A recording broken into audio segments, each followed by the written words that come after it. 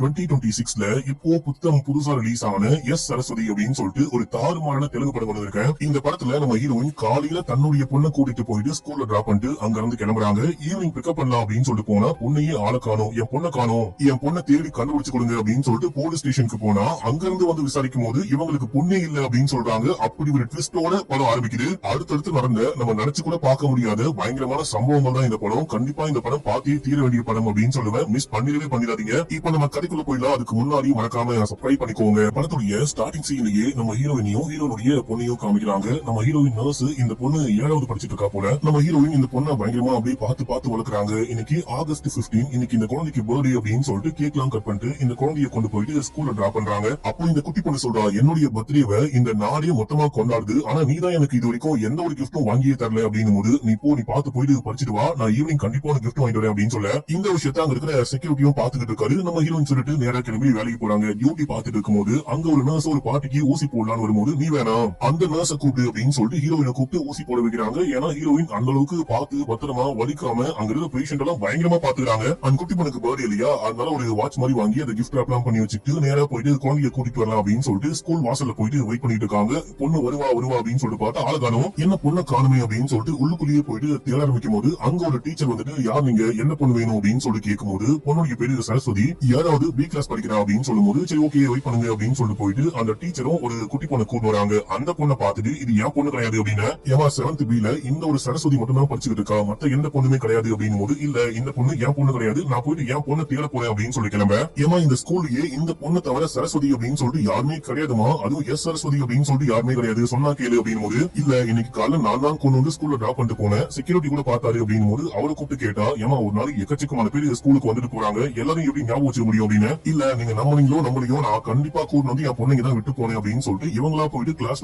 ரூமா சரஸ்வதி அப்படின்னு சொல்லிட்டு கூப்பிட்டு தேடிட்டே போறாங்க. இவங்க சத்தம் போட்டு கூப்பிடும் போது அங்க இருக்க எல்லாரும் வந்துட்டாங்க. அதுலயும் ஒரு சீனியர் டீச்சர் இருக்காங்க. இப்போ பிரின்சிபல் வந்துட்டு ஏதோ ஒரு முக்கியமான வேலையா லீவ்ல இருக்காரா, அதனால ஒரு சீனியர் டீச்சர் வந்துட்டு என்னமா உனக்கு வேணும், இது வரைக்கும் இந்த ஸ்கூல்ல உன நான் பார்த்ததே கிடையாது அப்படின்னு போது என் பொண்ணு இந்த ஸ்கூல்ல தான் படிக்கிறா, பேரு எஸ் சரஸ்வதி அப்படின்னு சொல்லும் போது அந்த மாதிரி யாருமே கிடையாது அப்படின்னு சொல்றாங்க. இல்ல நீங்க எல்லாருமா சேர்ந்துட்டு போய் சொல்றீங்க, என் பொண்ணுக்கு ஏதோ ஆயிடுச்சு போல, என் பொண்ணு ஏதோ பண்ணிட்டு போய் சொல்றீங்க அப்படின்னு போது ஏமா உன்னையும் பார்த்தது கிடையாது உன் பொண்ணையும் பார்த்தது கிடையாது அப்படின்னு சொல்லிட்டு போலீஸ்க்கே கால் பண்ணி வர சொல்ல போலீஸ் வந்துட்டாரு. போலீஸ் ஸ்பாட்டுக்கு வந்து என்னாச்சு ஏதாச்சு அப்படின்னு சொல்லிட்டு கேட்கும்போது அங்க இருக்கிறவங்களும் சொல்றாங்க, நம்ம ஹீரோனும் சொல்றாங்க, இந்த மாதிரி என் பொண்ணை காலையில தான் இறக்கி விட்டு போனேன், ஆனா இப்ப வந்து பார்த்தா பொண்ணை காணும்னு சொல்றாங்க, என்னையும் பார்த்தது கிடையாது பொண்ணையும் பார்த்தது கிடையாது அப்படின்னு சொல்றாங்க. எல்லாருமா சேர்ந்து ஏமாத்துறாங்க, பொய் சொல்றாங்க, எதையும் மறைக்கிறாங்க அப்படின்னு போது அப்ப அந்த ஸ்கூல்ல ஒர்க் பண்றவங்க டீச்சர்லாம் என்ன சொல்றாங்க அப்படின்னா, இவங்கள முதல்ல பார்த்ததே கிடையாது, இந்த பொண்ணுடைய பேரு எஸ் சரஸ்வதி அப்படின்னு சொல்றாங்க, அப்படி ஒரு பொண்ணே இங்க கிடையாது, 7வது B-ல படிக்கிறா அப்படின்னு சொல்ற பொண்ணையும் கூட்டிட்டு வந்து காமிச்சா அது என்னுடைய பொண்ணு கிடையாது, அந்த குட்டி பொண்ணுமே சொல்றா இவங்க யாருமே தெரியாது அப்படின்னு சொல்லும் போது இவங்க தான் ஏதோ ஒரு மாதிரி மண்ணை குழம்பி போன மாதிரி பேசிட்டு இருக்காங்க,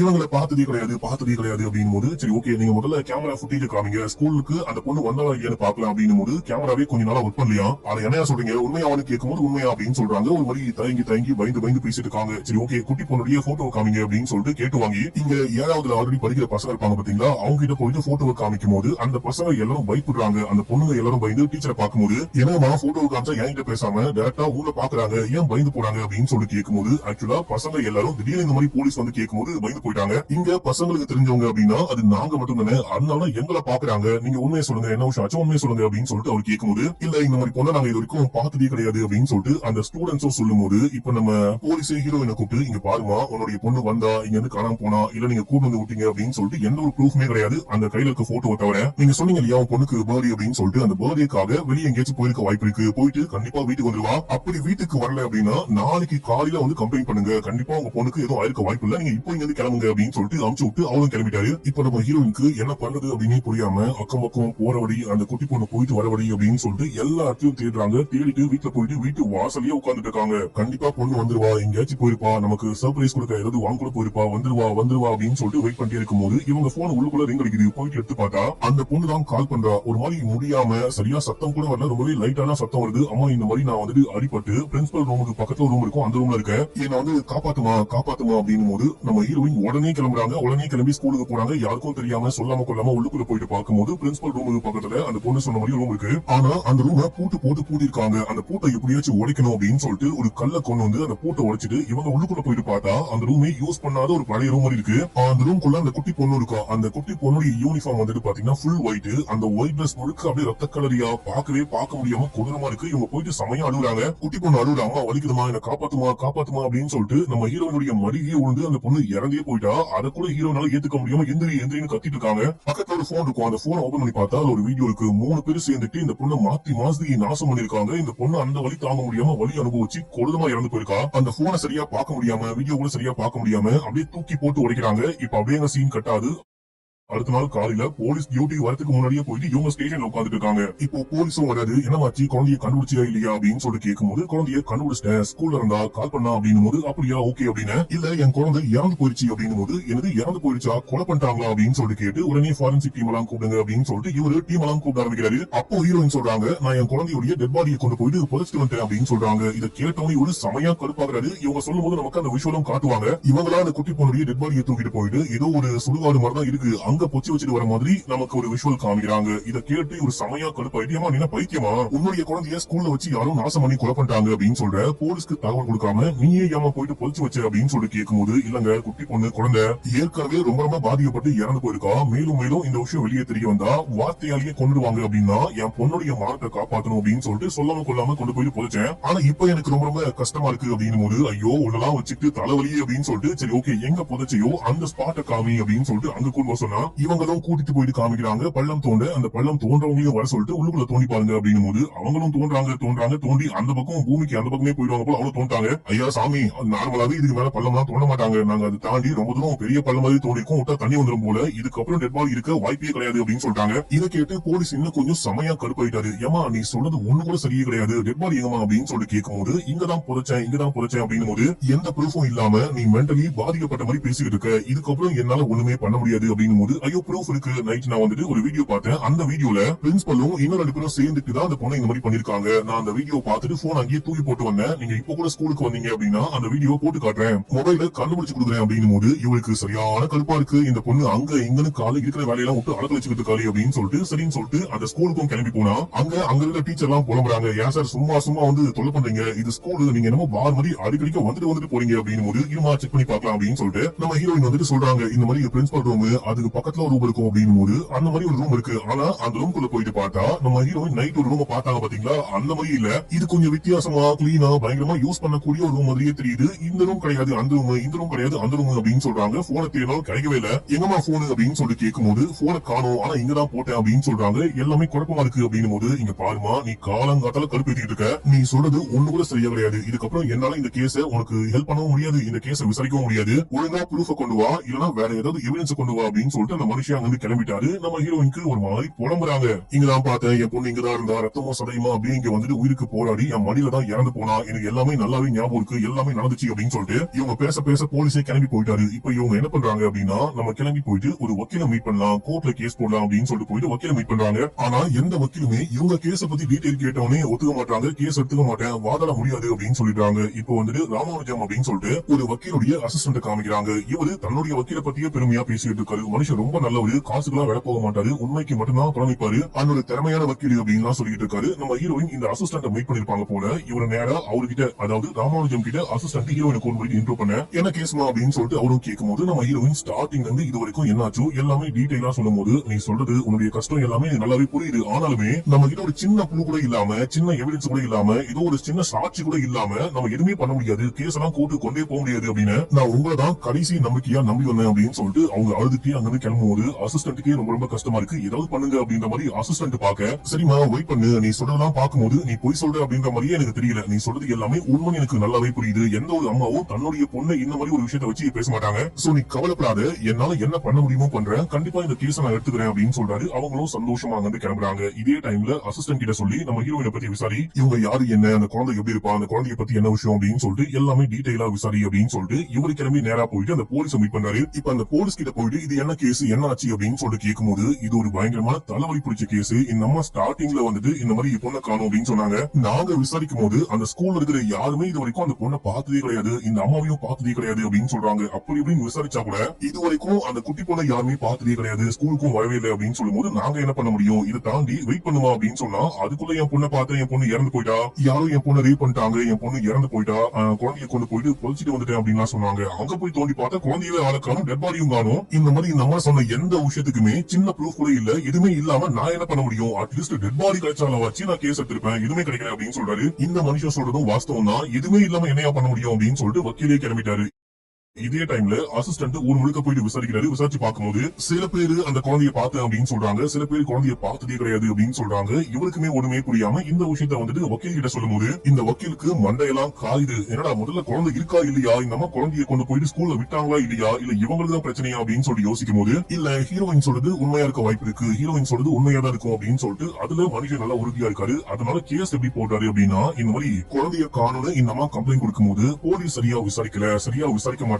மேபி சீக்கிரமா விசாரிச்சிருந்தாங்க, அந்த அம்மா சொன்னோனே விசாரிச்சிருந்தாங்க அப்படின்னா குழந்தைய பத்தி ஏதோ சின்ன க்ளூவாச்சு கிடைச்சிருக்கும் அப்படின்னு சொல்லிட்டு அந்த மாதிரி கேஸ் போட்டு வாதாட ஆரம்பிக்கிறாரு. ஆனா ஜட்ஜி பாக்குறாரு, என்ன இது என்னையா கேஸ் இது, எந்த ஒரு விதமான ப்ரூஃபுமே கிடையாது, அந்த குழந்தை எங்க போச்சு, என்ன ஆச்சு, இந்த அம்மா கொண்டு போனாங்களா கூட்டிட்டு போனாங்களா எதுவுமே தெரியல, இதெல்லாம் ஒரு கேஸா, இதை எப்படி எடுத்துக்க முடியும் அப்படின்னு சொல்லிட்டு கேட்கும்போது இல்ல சார் இதுல வந்துட்டு போலீஸ் சரியா விசாரிக்கல, போலீஸ் அன்னைக்கு உடனே விசாரணை ஆரம்பிச்சிருந்தாங்க அப்படின்னா கண்டிப்பா கண்டுபிடிக்க முடியும். மேபி இந்நேரத்துக்கு அந்த குழந்தை உயிரோடு இருந்திருக்க கூட வாய்ப்பு இருக்கு, இந்த மாதிரி இறந்து போயிருக்க மாட்டா. இன்னொன்னு எந்த அம்மாவாச்சு இந்த மாதிரி தன்னுடைய பொண்ணுயே இந்த மாதிரி பண்ணிட்டாங்க அப்படின்னு சொல்லிட்டு கேஸ் கொடுப்பாங்களா, பொய் சொல்ல வாய்ப்பு இருக்கா, கண்டிப்பா அதுக்கு வாய்ப்பே கிடையாது, இதையாச்சும் நம்புங்க அப்படின்னு போது ஜட்ஜே நம்புறாரு. இந்த கேஸ்ல இந்த உண்மையை ப்ரூவ் பண்ண கொஞ்சம் டைம் வேணும், அந்த டைம் மட்டும் கொடுங்க அப்படின்னு சொல்லிட்டு கேட்கும்போது இப்போ நெக்ஸ்ட் என்னதான் பண்ண போறீங்க அப்படின்னு சொல்லிட்டு கேட்கும்போது அந்த ஸ்கூலுடைய ஸ்டாஃப் எல்லாம் கூப்பிட்டு விசாரிக்கணும், அதுக்கு பெர்மிஷன் வேணும் அப்படின்னு சொல்லிட்டு கேட்கும்போது கூப்பிட்டு விசாரிச்சுக்கலாம் அப்படின்னு சொல்லும் போது அந்த ஸ்டாஃப் எல்லாரையும் கூட்டு வந்து விசாரிக்க ஆரம்பிக்கிறாங்க. இந்த மாதிரி நம்ம வக்கீல் தான் போயிட்டு கேள்வி கேட்கிறாரு. எஸ் சரஸ்வதி அப்படின்னு சொல்லிட்டு 7th B ல ஒரு பொண்ணு இருக்காளா அப்படின்னு சொல்லிட்டு கேட்கும்போது ஒரு பொண்ணு தான் இருக்கா, இவங்க சொல்ற அந்த பொண்ணு கிடையாது, நீங்க வேணா ஸ்கூல் அட்டெண்டன்ஸ்ல வேணா கூட வந்து செக் பண்ணி பாருங்க, அங்க ரிஜிஸ்டர் புக் இருக்கும், அந்த புக்ல கூட செக் பண்ணி பார்க்கலாம் அப்படின்னு போது ஆமா ரிஜிஸ்டர் புக்கை எப்போ வேணா கிளிக்கலாம், எப்போ வேணா மாத்தலாம், அது பெரிய விஷயம் கிடையாது, ஏன் கேமரா ஒர்க் ஆகல அப்படின்னு சொல்லி கேட்கும்போது கேமரால ஏதோ ஒரு பிரச்சனை, அது சரி பண்றதுக்குள்ள இந்த ஒரு கேஸ் வந்துருச்சு அப்படின்னு சொல்றாங்க. அப்படின்னா நீங்க சொல்றபடி இந்த மாதிரி ஒரு பொண்ணு அங்க வரவே கிடையாது, இவங்க கொண்டு வந்து விட்டு போகவே இல்லை அப்படியான்னு கேட்கும்போது அதான் கரெக்ட் அப்படின்னு சொல்றாங்க. சரி ஸ்கூலுடைய பிரின்சிபல் எங்க, அவரை ஆளிய காணும் அப்படின்னு சொல்லி கேட்கும்போது அவரோட முக்கியமான வேலையா வெளியூருக்கு போயிருக்காரு அப்படின்னு போது இந்த விஷயத்த நம்ம வக்கீல் இவர ஹீரோன் கூட வச்சுக்கலாம், நம்ம ஹீரோ பிடிச்சிட்டு தப்பு பண்ற எல்லாரும் இந்த மாதிரி ஓடி ஒளியதான் பாப்பாங்க. நெக்ஸ்ட் ஹியரிங்ல கண்டிப்பா அவர் வந்தே ஆகணும், பிரின்சிபல் கோர்ட்டுக்கு வந்தே ஆகணும் அப்படின்னு சொல்லிட்டு அதுக்கு ரிக்வஸ்ட் பண்ணும்போது சரி ஓகே வரட்டும் அப்படின்னு சொல்லிட்டு பிரின்சிபல் வர வைக்க பெர்மிஷன் கொடுக்குறாரு. அடுத்த நாள் காமிக்கிறாங்க, அடுத்த ஹியரிங்ல காமிக்கிறாங்க, பிரின்சிபல் வந்திருக்காரு. உங்களுக்கு என்ன ஏஜ் அப்படின்னு சொல்லி கேட்கும்போது ஒரு 52 அப்படின்னு சொல்றாரு. உங்களுக்கும் அந்த லோக்கல் போலீஸ்க்கும் என்ன கனெக்ஷன் அப்படின்னு சொல்லி கேட்கும்போது இவரும் அந்த லோக்கல் போலீஸும் ஒரே டைம்ல ஒன்னா ஸ்கூல்ல படிச்சிருக்காங்க, ஸ்கூல் டைம்ல இருந்து பெஸ்ட் ஃப்ரெண்ட்ஸ் அப்படின்னு பெஸ்ட் ஃப்ரெண்ட் அந்த இன்ஃபுளுன்ஸை பயன்படுத்தி தான் இந்த கேஸை எடுக்க வேணாம், அது வந்துட்டு ஒரு 12 வயசு யாராவது படிக்கிற பொண்ணை போயிட்டு நாசம் பண்ணுவீங்களா, அதை மறைக்கவும் ட்ரை பண்ணுவீங்களான்னு கேட்க ஐயோ சார் சத்தியமா அந்த மாதிரிலாம் ஒண்ணுமே கிடையாது, நான் கொஞ்சம் பர்சனல் வேலையா வெளியே போன குடும்ப சண்டை, மத்தபடி நான் அந்த பொண்ணை ஒண்ணுமே பண்ணல, அந்த பொண்ணை பார்த்ததே கிடையாது, இந்த அம்மாவையும் பார்த்ததே கிடையாது அப்படின்னு சொல்லும் போது இப்போ கேஸ் போயிட்டு இருக்கு. அந்த டைம்ல ஹீரோயின் ஒரு மாதிரி ஆகுறாங்க, நம்ம ஹீரோ கூப்பிடுறாங்க, என்னமா அப்படின்னு சொல்லி கேட்டா இவரு அந்த ஸ்கூலுடைய பிரின்சிபலே கிடையாது அப்படின்னு போது எனது இவரு ஸ்கூலுடைய பிரின்சிபலே கிடையாது அப்படின்னா நான் தான் பிரின்சிபல் அப்படின்னு சொல்றாரு. ஆக்சுவலா இவர் தான் அந்த ஸ்கூலுடைய அபிஷியல் பிரின்சிபல், ஆனா நான் இவரை பார்க்கல, என்னுடைய பொண்ணு வீடியோல இருக்கிறவரை பார்த்து இவர் தான் பிரின்சிபல், இவர் தான் இந்த மாதிரி பண்ணாரு அப்படின்னு சொல்லி கையை காமிச்சா, ஆனா என் பொண்ணு சொன்ன பிரின்சிபல் இவர் கிடையாது, நான் வீடியோல பார்த்த பிரின்சிபல் இவர் கிடையாது அப்படின்னு போது கோர்ட்டே ஒரு மாதிரி கலைபரமா மாறுது. ஸ்கூலுடைய ஸ்டாஃப் எல்லாம் எந்திரிச்சு நாங்க அப்பயே சொன்னோம் இந்த பொண்ணு மென்டலி பாதிக்கப்பட்டிருக்கா, சரியான பைத்தியம் போல லூஸ் மாதிரி பிஹேவ் பண்றா அப்படின்னு சொல்லிட்டு சம்பந்தமே இல்லாம தேவையே இல்லாம எங்களை கோர்ட்டுக்கெல்லாம் கூட்டிட்டு வந்து ஏன் டைம் வேஸ்ட் பண்றீங்க அப்படின்னு சொல்லிட்டு கத்த ஆரம்பிக்கும் போது கோர்ட்டே ரகலமா மாறுது. ஜட்ஜி கடுப்பாயிட்டு எல்லாரும் அமைதியா இருங்க, இப்போதைக்கு கோர்ட் முடியுது அப்படின்னு சொல்றாரு. இப்போ அப்படியே சீனை கட் பண்ணி வக்கீல் ஆபீஸ்ல காமிக்கிறாங்க. வக்கீல் சரியான கோவமா உட்கார்ந்துகிட்டு இருக்காரு. இப்போ அசிஸ்டன்ட் கிட்ட சொல்லி நீ போயிட்டு அந்த ஆல்பம் கொண்டு வா அப்படின்னு சொல்ல அவரும் கொண்டு வந்து காமிக்கிறாரு. நீ சொல்ற குற்றவாளிகள் உன்னுடைய பொண்ணை யாரும் இந்த மாதிரி பண்ணிட்டாங்க, 3 பேரும் சேர்ந்து பண்ணிட்டாங்க அப்படின்னு சொல்ற இல்லையா, அதுல யாராவது இந்த ஆல்பம்ல இருக்காங்களான்னு பாரு அப்படின்னு. இல்ல அந்த குற்றவாளிகள் யாருன்னா எனக்கு நல்லாவே தெரியுமே அப்படின்னு போது ஏமா உனக்கு தெரிஞ்சா மட்டும் பத்தாது, எனக்கும் தெரியணும் மத்தவங்களுக்கும் தெரியணும், அப்பதான் ப்ரூவ் பண்ண முடியும். நீ பிரின்சிபல்னு சொல்ற, ஆனா அந்த பிரின்சிபல் வந்துட்டு எதுவுமே பண்ணவே இல்லை அப்படின்னு சொல்லிட்டு பின்னாடி நீயே சொல்ற, அந்த ஸ்கூல்ல ஒர்க் பண்ற யாரோ கூட இருக்கலாம், அதனால இந்த ஸ்கூல்ல எல்லா ஃபங்க்ஷனுக்கும் போட்டோலாம் இருப்பாங்க பாத்தீங்களா, போட்டோ எடுத்து ஒரு ஆல்பமா போட்டு வச்சிருக்காங்க, இதுல பார்த்து சொல்லுமா அப்படின்னு போது ஹீரோயின் பாக்குறாங்க. பாத்துட்டு இந்த ஆள் தான் அப்படின்னு சொல்லிட்டு கையை காமிக்கும் போது கன்ஃபார்மா இந்த ஆளா அப்படின்னு சொல்லி கேட்கும் போது இந்த ஆளு கிடையாது அந்த ஆளு அப்படின்னு சொல்றாங்க. மாத்தி மாத்தி சொல்றாங்க. இவருக்கு இன்னும் கொஞ்சம் கடுப்பாது, உனக்கே அது யாருன்னு சரியா தெரிய மாட்டேங்குது, நீயே பயங்கர குழப்பத்துல இருக்க, முதல்ல நீ கிளம்பி போயிட்டு இந்த குழப்பம்லாம் முடிஞ்சதுக்கு அப்புறமா நல்லா தெளிவாயிட்டு வா, அதுக்கப்புறமா இந்த கேஸ விசாரிக்கலாம் அப்படின்னு சொல்லிட்டு அமுச்சு விட்டாரு. ஏன்னா இதுக்கப்புறமா இவங்களை வந்துட்டு கோர்ட்டு கூடலாம் நம்ம இருக்கிற அறகுறமானமும் காத்துல பறந்துடும் அப்படின்னு சொல்லிட்டு அமுச்சு விட்டாரு. இப்போ நம்ம ஹீரோனுக்கு என்ன பண்றது அப்படின்னு புரியாம அங்க இருந்து கிளம்புறாங்க. கிளம்பி எங்கேயோ சந்து பொந்தெல்லாம் பூந்து போயிட்டு ஒரு பார்ட்டியை மீட் பண்றாங்க. அந்த பார்ட்டி என்ன சொல்றாங்க அப்படின்னா இந்த மாதிரி எனக்கு எனக்கு கலெக்டர் நல்லாவே தெரியும், கலெக்டர் ஆபீஸ்ல தான் ஒர்க் பண்ணிட்டு இருக்கேன், நீ நாளைக்கு நேரா போயிட்டு கலெக்டர் மீட் பண்ணு, அவரு உனக்கு கண்டிப்பா ஹெல்ப் பண்ணுவாரு அப்படின்னும் போது இவங்களும் கிளம்பி அடுத்த நாளே கலெக்டர் ஆபீஸ் போறாங்க. கலெக்டரையும் போயிட்டு மீட் பண்றாங்க. மீட் பண்ணி இந்த மாதிரி என் பொண்ணை இந்த மாதிரி பண்ணிட்டாங்க, 3 பேர் சேர்ந்து பண்ணிட்டாங்க, குழந்தை இறந்து போச்சு அப்படின்னா சொல்ல, நீங்க போயிட்டு போலீஸ்ல கம்ப்ளைண்ட் கொடுத்தீங்களா அப்படின்னு சொல்லி கேட்கும்போது கம்ப்ளைண்ட் கொடுத்துட்டேன் அப்படின்னு சொல்றாங்க. சரி ஓகேமா, கம்ப்ளைண்ட் எடுக்கல அப்படின்னா இங்க வா, அதுக்கப்புறமா நான் பாத்துக்கிறேன் அப்படின்னு சொல்லும்போது இப்போ ஹீரோயின் என்ன சொன்னாங்க அப்படின்லாம் காட்டல, அதுக்கப்புறம் என்ன பேசினாங்க அப்படின்லாம் காட்டல.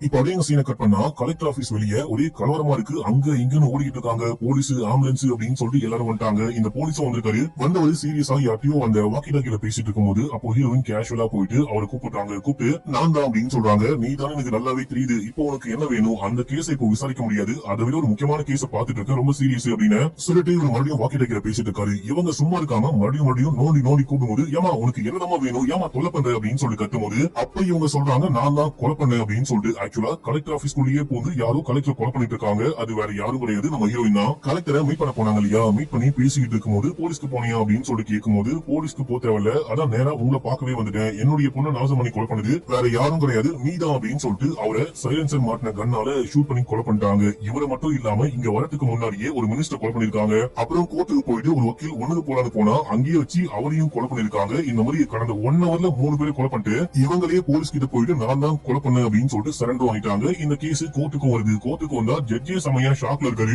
ஏமா சீரியல் கில்லர் கூட அட்லீஸ்ட் கொஞ்சம் டைம் விட்டு தான் கொலை பண்ணுவான், நீ என்னடா கடந்த 1 ஹவர்ல 3 பேரை கொலை பண்ணிருக்கிய ஏமா அப்படின்னு சொல்லி கேட்கும்போது ஏன்னா அந்த 3 மிருகங்கள் தான் சேர்ந்து என்னுடைய பொண்ணை நாசம் பண்ணி கொலை பண்ணாங்க அப்படின்னும் போது அதுக்காக நீயே போயிட்டு கொலை பண்ணுவியா, இது நியாயமே கிடையாது அப்படின்னும் போது இது நியாயம் இல்ல, இதுதான் என்னுடைய பொண்ணுக்கு நான் வாங்கி கொடுக்குற நியாயம், போலீஸ் கிட்ட போன எல்லாத்தையும் போன யாருமே எதுவுமே நமக்கு சப்போர்ட் பண்ணவே இல்லை அப்படின்னும் போது நானே நியாயத்தை தேடி கண்டுபிடிச்சிட்டேன், நானே அவங்க கொலை பண்ணிட்டேன் அப்படின்னும் போது இப்போ ஜட்ஜுக்கு என்ன சொல்றது அப்படின்னு புரியாம வக்கீல எழுப்பி நீங்க என்ன சொல்றீங்க அப்படின்னு சொல்லி கேட்கும்போது சொல்ல ஒண்ணுமே இல்ல அப்படின்னு சொல்றாரு. சரி இவங்க இந்த மாதிரி 3 பேரை கொலை பண்ணிட்டாங்க அப்படின்னா இந்த கேஸை விசாரிக்கணும், கேஸை விசாரிக்காம இவங்க வந்து சரண்டர் ஆனாங்க அப்படின்னு சொல்லிட்டு அந்த ஒரு ரீசனுக்காக எல்லாம் தண்டனை கொடுக்க முடியாது அப்படின்னு சொல்லிட்டு இவங்களை ஜுடிஷியல் கஸ்டடியில எடுத்து இவங்களை விசாரிக்கணும், ஒரு மாசம் விசாரிங்க, தெளிவா விசாரிச்சுட்டு அதுக்கப்புறமா ரிப்போர்ட் சப்மிட் பண்ணுங்க அப்படின்னு சொல்ல இப்ப அப்படியே எங்க சீன் கட் ஆகுது. நம்ம ஹீரோ காமிக்கிறாங்க. ஹீரோ யோசிச்சுட்டு இருக்காரு, இந்த பொண்ணு மென்டலி பாதிக்கப்பட்டிருக்கா, ஒரு மாதிரி அன்ஸ்டேபிளா இருக்கா அப்படின்னா நீ போயிட்டு வாமா அப்படின்னு சொல்லிட்டு அனுப்பிச்சு விட்டோம். இப்படி இருக்க பொண்ணு எப்படி இவ்வளவு கணக்கச்சிதமா பிளான் பண்ணி 1 by 1 கொலை பண்ண முடியும், அதுவும் காலைல ஏஞ்சி மத்தியானத்துக்குள்ள சொல்ல போனா 1 ஹவருக்குள்ளேயே 3 கொலையை பண்ணிருப்பாங்க, இது எப்படி சாத்தியம்னு யோசிக்க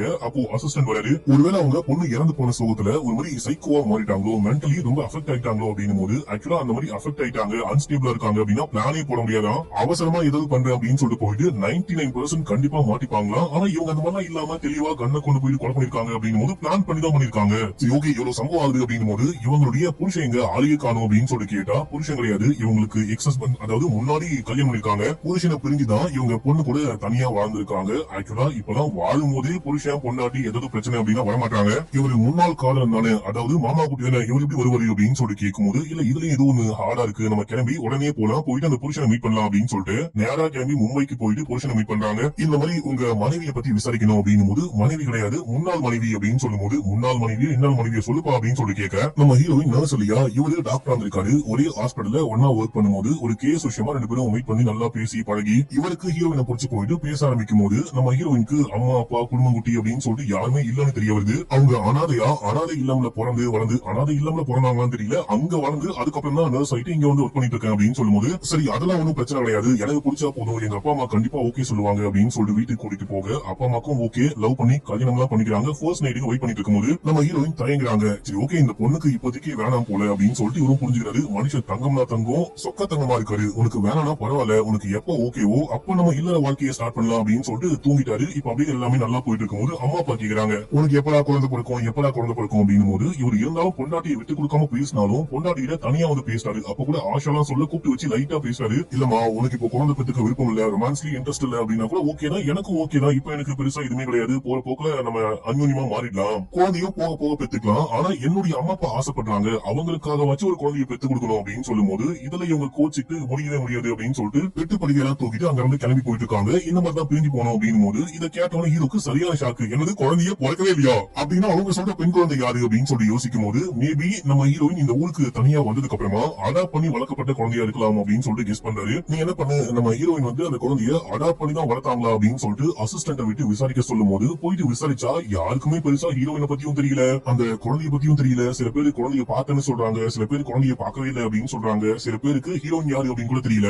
என்னடா இது ஒரு குழப்பம் குழப்பமா இருக்கு அப்படின்னு சொல்லிட்டு நம்ம ஹீரோ என்ன பண்றாரு அப்படின்னா, நம்ம ஹீரோயின் சொன்னாங்க பாத்தீங்களா, இந்த ஒரு கிரேவியார்ட்ல தான் கொண்டு வந்து என் குழந்தைய புதைச்சேன் அப்படின்னு சொல்லிட்டு அந்த கிரேவியார்டுக்கே போயிட்டு அங்க ஒர்க் பண்ற அண்ணாவை கூப்பிட்டு விசாரிக்கும் போது அவர் என்ன சொல்றாரு, அன்னைக்கு நைட் நான் போதையை போட்டு உட்கார்ந்துட்டு இருந்தேன். அந்த டைம்ல இந்த அம்மா வந்தாங்க, ஸ்கூட்டில வந்தாங்க, எதையோ தூக்கிட்டு போயிட்டு புதைக்கிற மாதிரி ஆக்டிங் எல்லாம் பண்ணாங்க. ஆனா கையில யாருமே இல்ல, குழந்தை அப்படின்னு சொல்லிட்டு யாருமே கிடையாது. இவங்களே வந்தாங்க, இவங்களே பள்ளம் தோன்ற மாதிரி பண்ணாங்க, இவங்களே புதைக்கிற மாதிரி புதைச்சிட்டு கிளம்பி போயிட்டாங்க. ஆனா கூட யாருமே வரவே கிடையாது. அவங்களே இமேஜின் பண்ணிட்டாங்க போல. நான் இந்த சும்மா மெண்டல் போல ஏதோ பண்ணிட்டு இருக்கு போல அப்படின்னு சொல்லிட்டு பெருசா கண்டுக்கவே இல்லை அப்படின்னும் போது இதை கேட்டு இன்னமும் இவருக்கு மண்டை காயுது. என்ன பண்றாங்க இவங்க, இவன் ஒண்ணு சொல்றான், அந்த பொண்ணு ஒண்ணு சொல்றா, நம்ம இது எல்லாமே நம்பிட்டுமே அப்படின்னு சொல்லிட்டு இப்ப என்ன பண்றாருன்னா, நம்ம ஹீரோயின் காமிச்சாங்க பாத்தீங்களா, இதான் என் பொண்ணு அப்படின்னு சொல்லிட்டு அந்த போட்டோவை நம்ம ஹீரோயினுடைய முன்னாள் காதலன், முன்னாள் கணவன் அவருக்கு அமுச்சு விட்டு, இந்த பொண்ணு யாருன்னு பார்த்து சொல்ல முடியுமா, இந்த குழந்தைய தான் காணோம், இந்த மாதிரி கொலை பண்ணிட்டாங்க அப்படின்னா உங்க முன்னாள் மனைவி சொல்றாங்க. முடிஞ்சா இந்த குழந்தை யாருனாச்சும் பார்த்து சொல்லுங்க, மேபி முன்ன பின்ன பாத்துருக்கீங்களான்னு பாருங்க அப்படின்னு சொல்லிட்டு அமிச்சா, அவரு பார்த்துட்டு எங்க இது வந்துட்டு என் முன்னாள் மனைவியோடைய சின்ன வயசு போட்டோ, இது வேற ஆளே கிடையாது, இது அவங்களே தான் அப்படின் போது இதை கேட்கும் போது நம்ம ஹீரோக்கு மண்டையெல்லாம் வெடிக்குது. டேய் முடி இப்பதான் கொட்ட ஆரம்பிச்சிருக்கு, மொத்தமா கொட்டிட போகுது அப்படின்ற மாதிரி இவருக்கு தெரிஞ்ச ஒரு சைக்காட்ரிக்கு போயிட்டு மீட் பண்றாரு. அவர்கிட்ட இது எல்லாமே சொல்லும் போது ஆக்சுவலா நம்ம ஹீரோயின் சின்ன பொண்ணா இருக்கும் போது இந்த மாதிரி ஒரு சம்பவத்தால இல்ல மறக்கவே முடியாத, நினைச்சு பார்க்கவே முடியாத ஒரு சம்பவத்தால பாதிக்கப்பட்டிருக்கலாம். அந்த பாதிப்பால கூட இவங்க ஒரு ஃபேண்டசி வேர்ல்ட்ல, ஒரு ஃபேண்டசி டிசார்டர்ல பாதிக்கப்பட்டு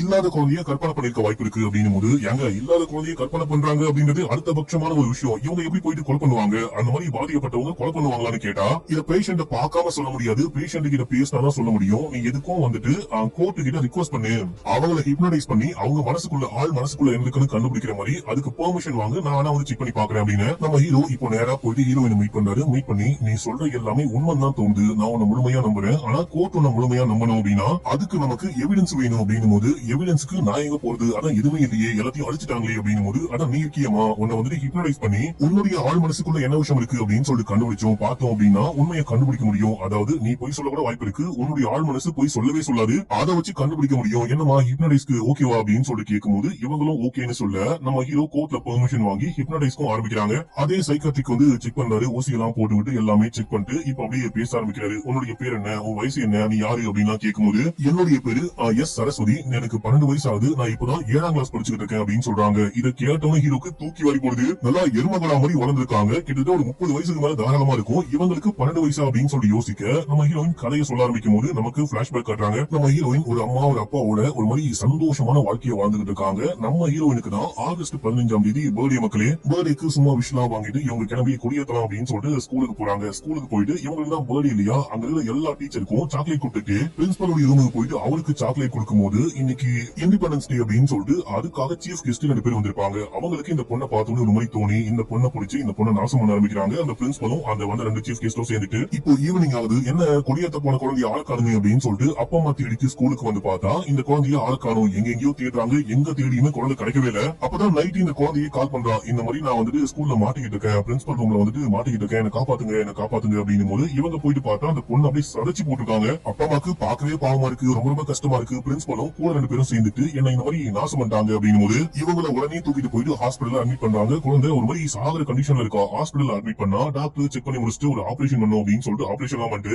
வெளியே வந்து சொல்றாங்க, சின்ன வயசுலயே இந்த பொண்ணு ரொம்பவே கொடூரமான விஷயங்கள்லாம் அனுபவிச்சிருக்கா, அதனாலேயே இந்த பொண்ணுடைய இம்ப்ரெஸ் எல்லாம் பாதிக்கப்பட்டு ஆபரேஷன் பண்ணி தனியாத்துறாங்களாம். சோ ஃபியூச்சர்ல குழந்தைய பெத்துக்க முடியாது அப்படின்னு சொல்லும் போது இதை கேட்டு செம்மையா ஃபீல் பண்றாங்க. என் குழந்தை வந்துட்டு குழந்தை இல்லனா கூட அடாப்ட் பண்ணி வளர்த்துப்பா, ஆனா இந்த மாதிரி என் குழந்தையுடைய வாழ்க்கையவே கேள்விக்குறியா மாத்திட்டாங்களே அப்படின்னு சொல்லிட்டு செம்மையா ஃபீல் பண்றாங்க. இந்த குழந்தை வந்துட்டு அப்பாவை பார்த்தே பயப்படுறா, அந்த அளவுக்கு ஒரு மாதிரி டிராமால இருக்கா. இப்போ வந்துட்டு பேசி கொஞ்சம் கொஞ்சமா சமாதானம் ஆயிட்டாங்க, அழுகாரமா அப்படின்னு சொல்றாங்க. இருந்தாலுமே அப்பா அம்மாக்கு ரொம்ப ரொம்ப கஷ்டமா இருக்கு. குழந்தைகிட்ட நம்மளால இப்போ ஒண்ணுமே பண்ண முடியல, அவங்களுக்கு எதிராக நம்ம கிட்ட எந்த ஒரு ப்ரூஃபுமே கிடையாது, கோர்ட்டுக்கு போலாம் போலீஸ் ஸ்டேஷன் போலாம் அப்படின்னு சொல்லிட்டு பார்த்தா எந்த ப்ரூஃபும் இல்ல அப்படின்னு சொல்லி ஃபீல் பண்ணிட்டு இருக்கும்போது அப்ப இந்த குழந்தை சொல்றா வீடியோ ரெக்கார்டிங் இருக்கு அப்படின்னு சொல்லிட்டு. அதாவது அந்த டாக்ஸ் என்ன பண்ணிருக்காங்க அப்படின்னா, ஒருவேளை நம்ம ஃபியூச்சர்ல மாட்டிட்டோம் அப்படின்னா கூட நம்ம ஏதாவது பண்ணி தப்பிக்கணும் அப்படின்னா நமக்கு ஒரு ப்ரூஃப் வேணும் அப்படின்னு சொல்லிட்டு இந்த மாதிரி பண்ணதை வீடியோ ரெக்கார்ட் பண்ணிருக்காங்க. இப்படி இவங்க பேசிட்டு இருந்தாங்க இல்லையா, இவங்க வந்துட்டு மிடில் கிளாஸ், இவங்க வந்துட்டு இந்த மாதிரி பண்றதை விட பொண்ணு பாதிக்கப்பட்ட அப்படின்றத விட மானம் தான் முக்கியம் அப்படின்னு சொல்லிட்டு கோர்ட்டுக்கு எல்லாம் போக மாட்டாங்க. அப்படி போனா கூட வீடியோ காம்ஸ் மிரட்டலாம் அப்படின்னு சொல்லிட்டு ரெக்கார்ட் பண்ணி அந்த கேசட்டை அந்த பக்கமா ஒலிக்க வச்சிருக்காங்க. இந்த குழந்தை அவ்வளவு ஒலி அனுபவிக்கும் போதும் இது எல்லாமே கேட்டுக்கா. அந்த கேசட் எங்க இருக்கு அப்படின்னு சொல்ல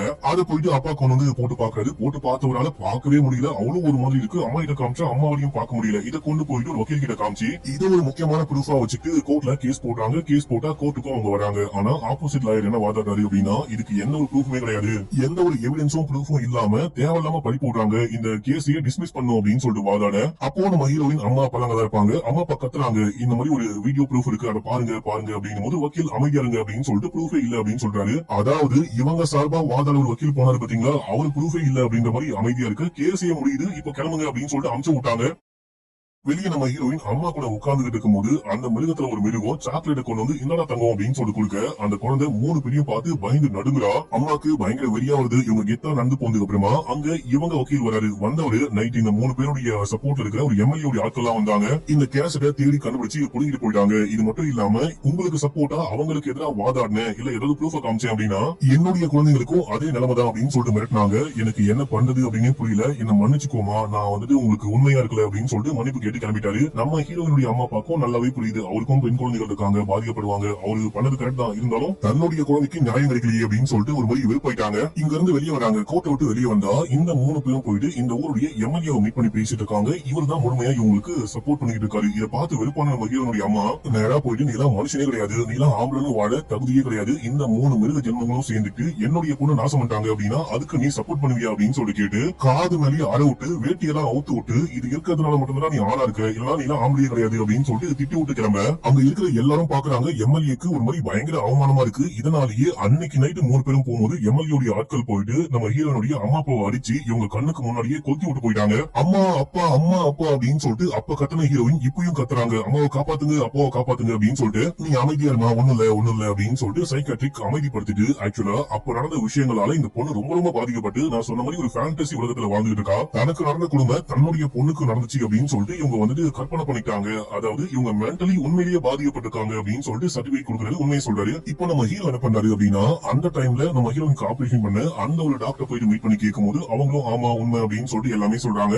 அந்த டைம்ல ஹீரோனுடைய கேஸ் எடுத்து வாதாடின அந்த வக்கீல போயிட்டு மீட் பண்ணும்போது அவளும் உண்மை எல்லாத்தையுமே சொல்றாரு. இது எல்லாமே கேட்டு தெரிஞ்சுட்டு நம்ம ஹீரோ போயிட்டு ஜட்ஜை மீட் பண்ணி இந்த மாதிரி இந்த பொண்ணுக்கு ஒரு மோசமான விஷயம் நடந்திருக்கு, இந்த மோசமான விஷயத்தால ஒரு மாதிரி டிராமாட்டிக்கா இந்த பொண்ணு பாதிக்கப்பட்டு இருக்கா, வாழ்க்கையே ஒரு மாதிரி கொடுமையா மாறிட்டு இருக்கு, அதுக்கும் இப்போ நடந்த விஷயங்களுக்கும் பயங்கரமான கனெக்ஷன் இருக்கு, அதனாலதான் இப்ப இவங்க கொலையெல்லாம் பண்ணிருக்காங்க. ஆனா இவங்களை யார் இந்த மாதிரி பண்ணாங்களோ, இவங்களுடைய அந்த நிலைமைக்கு அப்பா அம்மாவுடைய நிலைமைக்கு யாரு காரணமோ அவங்கள தான் தேடி தேடி கொலை பண்ணிருக்காங்க. அதுக்கும் இதுக்கும் நிறைய கனெக்ஷன் இருக்கு. இதை வச்சு இதை முயற்சி பண்ணி ஒரு கேஸா போட போறேன், போடலாமா அப்படின்னு சொல்லி கேட்கும்போது அவரும் போடலாம்னு சொல்றாரு, பெர்மிஷன் கொடுத்துட்டாரு. இப்ப இந்த கேஸ் கோர்ட்டுக்கு வருது. ஆப்போசிட் இருக்க வக்கீல் வந்துட்டு இல்ல இந்த பொண்ணு வந்துட்டு பொய் சொல்றா, பழி வாங்கணும் அப்படின்னு தான் பண்ணிருக்கா, நல்லா சுயநினைவோட தான் இந்த கொலையெல்லாம் பண்ணிருக்கா அப்படின்னு சொல்லும்போது இல்ல இவங்க மென்டலி பாதிக்கப்பட்டிருக்காங்க, அதுக்கான டாக்டர் சர்டிபிகேட் இருக்கு அப்படின்னு சொல்லிட்டு அந்த ரிப்போர்ட் எல்லாம் கொடுக்குறாங்க. இது மட்டும் இல்லாம அந்த டைம்ல ஹீரோயினுக்கு ஆபரேஷன் பண்ண அந்த டாக்டரையும் கூப்பிட்டு பேச வைக்கும் போது இவங்க என்ன சொல்றாங்க அப்படின்னா, அந்த டைம்ல அந்த பொண்ணு தான் ஒரு உயிரா வாழ்ந்துட்டு இருக்கும் அப்படின்னு கூட நினைக்கவே இல்ல, ஒரு மாதிரி ரொம்ப பாதிக்கப்பட்டிருந்தா. அந்த பொண்ணு பழைய நிலைமைக்கு கொண்டு வர அந்த அப்பா அம்மா ரொம்ப ரொம்ப கஷ்டப்பட்டிருக்காங்க. அதாவது என்ன பொறுத்த வரைக்கும் என்ன அப்படின்னா,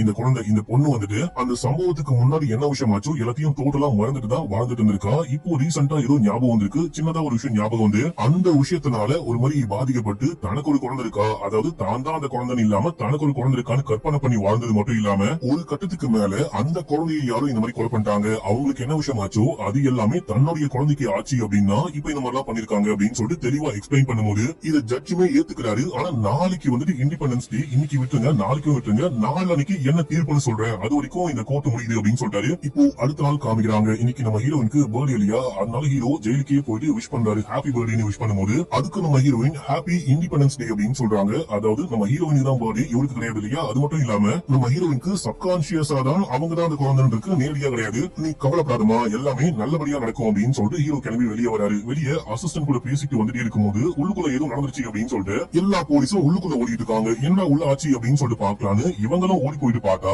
நம்ம ஹீரோயின் அங்க சீஃப் கெஸ்டா வந்த ஒரு எம்எல்ஏ கழுத்துல வேணாவால குத்தி கொலை பண்ணிட்டு இருக்காங்க. நம்ம ஹீரோயினை புடிச்சுக்கிட்டு இருக்காங்க. ஆடாங்கொப்பத்தா இந்த பொண்ணு அநியாயமா கொலை பண்ணிட்டாரு, இதோட 4 கொலையாச்சு அப்படின்ற மாதிரி ஒரு முடிச்சுக்கிட்டு இருக்காரு. அடுத்த நாள் கோர்ட்ல காமிக்கிறாங்க, இன்னைக்கு ஃபைனல் ஹியரிங் மக்களே. இப்போ வந்துட்டு அந்த ஆப்போசிஷன் லாயர் பயங்கரமா வாதாடாரு, கண்டிப்பா இந்த பொண்ணு எல்லாமே சுயநினைவோட பண்ணிருக்கா, கொலை பண்ணிட்டா, இவளுக்கு தண்டனை கொடுக்கணும், இவளை வந்து வெளியனுப்ப கூடாது, ட்ரீட்மெண்ட் அப்படி அப்படின்னு வெளியனுப்பவே கூடாது, இவளுக்கு தண்டனை கொடுக்கணும் பயங்கரமா வாதாட.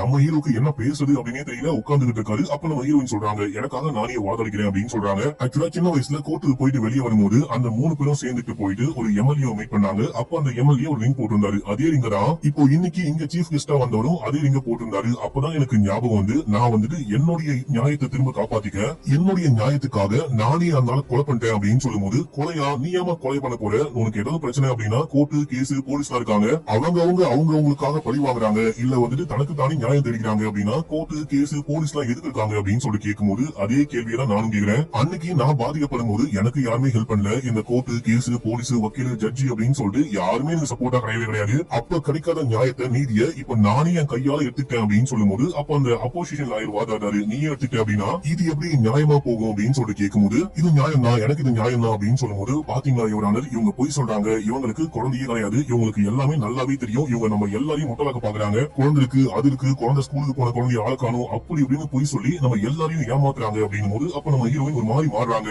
இல்ல எனக்கு உண்மையிலேயே குழந்தை இருக்கு, அந்த குழந்தைய நான் தான் ஸ்கூலுக்கு கொண்டு போயிட்டு விட்டேன், அன்னைக்கு கூட நான் தான் ஸ்கூலுக்கு கொண்டு போயிட்டு விட்டேன், அது என் செல்ல குட்டி, என் குழந்தை, நான் தான் பார்த்து வளர்த்தேன் அப்படி இப்படின்னு சொல்லிட்டு ஒரு மாதிரி செமையா கண் கலங்கி அழுகுறாங்க. அந்த வக்கீல் சொல்றாரு, இல்லமா உனக்கு குழந்தையெல்லாம் கிடையாது, உன்னுடைய வக்கீல் கிட்ட கூட கேள்வி அப்படின்னும் போது இவருக்கு என்ன சொல்றது அப்படின்னு புரியல. நம்ம ஹீரோயினா இல்ல எனக்கு குழந்தை இருக்கு அப்படின்னு சொல்லிட்டு ஒரு மாதிரி பயங்கரமா மென்டலி அஃபெக்ட் ஆனவங்க மாதிரியே பண்ணிட்டு மயக்கம் போற ஸ்டேஜுக்கு போகும்போது, ஜட்ஜி இந்த விஷயம்லாம் பார்த்துட்டு கண்டிப்பா இந்த பொண்ணு மென்டலி பாதிக்கப்பட்டிருக்கா, அந்த ஃபேண்டசி டிசார்டர் அப்படின்ற மாதிரி ஏதோ ஒரு டிசார்டர் இந்த பொண்ணுக்கு இருக்கு, அதனால இந்த பொண்ணுக்கு எந்த ஒரு இதுவுமே இல்லாம, அதாவது தண்டனை இல்லாம இவங்களுக்கு முதல்ல ட்ரீட்மெண்ட் கொடுக்கணும் அப்படின்னு சொல்லிட்டு அந்த மாதிரி உத்தரவு போடுறாரு. இப்ப அப்படியே சீன் கட்டாது 2-3 மாசத்துக்கு அப்புறமா காமிக்கிறாங்க. நம்ம ஹீரோயின் அந்த மென்டல் அசைலம்க்கே போயிட்டு ஹீரோ மீட் பண்றாரு. மீட் பண்ணும்போது அவங்க சொல்றாங்க, உங்களை தவிர வேற யாருமே நம்பவே இல்ல, அந்த டைம்லயே நாங்க எல்லா ப்ரூஃபையும் கொண்டு போயிட்டு கோர்ட்டு கிட்ட காமிக்கும் போது கூட அப்ப யாருமே நம்பவே இல்ல, சப்போர்ட் பண்ணவே இல்ல, அப்ப மட்டும் உங்களை மாதிரி ஒரு வக்கீல் எங்களுக்கு சப்போர்ட் பண்ணிருந்தாரு அப்படின்னா கண்டிப்பா அப்பயே இந்த கேஸ்ல நாங்க வின் பண்ணிருப்போம், எனக்கும் எதுவுமே ஆயிருக்காது, என்னுடைய அம்மா அப்பாவுமே இறந்து போயிருக்க மாட்டாங்க அப்படின்னு போது, இல்லமா நீ கவலைப்படாத, எல்லாமே நல்லபடியா நடக்கும் அப்படின்னு சொல்லி கிளம்பிட்டாரு.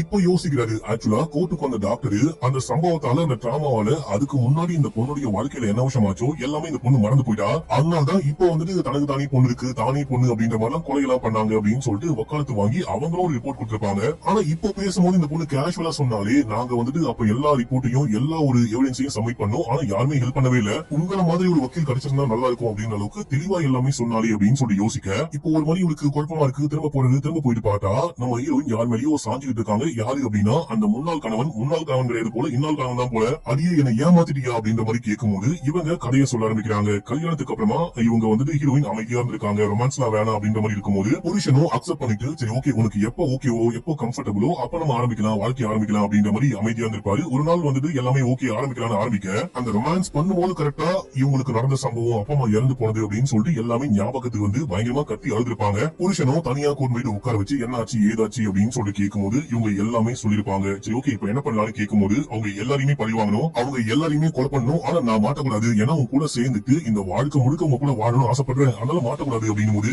அதுக்கு நான் ஹெல்ப் பண்றேன் அப்படின்னு சொல்லிட்டு இந்த மாதிரி ஒரு ஃபேண்டசி டிசார்டர் இருக்கு, இந்த மாதிரி எல்லாம் பண்ணலாம், இந்த மாதிரி எல்லாம் பண்ண மாட்டோம் அப்படின்னு சொல்லிட்டு ஐடியா கொடுத்தது, ஹெல்ப் பண்ணது, புக் வாங்கி கொடுத்தது அப்படின்னு சொல்லிட்டு எல்லாமே பின்னாடி இருந்து புருஷன் தான் பயங்கரமா ஹெல்ப் பண்ணிருப்பாரு. இப்ப இந்த விஷயம் சொல்லி முடிச்சா இதை கேட்டு ஹீரோக்கு சமயா கடுப்பாவது, பேசாம அநியாயமா நம்மளே ஏமாத்திட்டாலே அப்படின்னு சொல்லி கிளம்ப, அப்போ அசிஸ்டன்ட் வராரு, என்ன சார் ஆச்சு அப்படின்னு சொல்லி கேட்டா, ஃபைனலி அந்த பொண்ணுக்கு நீதி கிடைச்சிருச்சு அப்படின்னு சொல்றாரு. அதாவது இந்த பொண்ணு பண்ணதுல நம்ம ஹீரோக்கு கோவம் இருந்தாலும் சரி ஓகே அந்த பொண்ணு பண்ணது கரெக்ட் தான் அக்செப்ட் பண்ணிட்டாரு.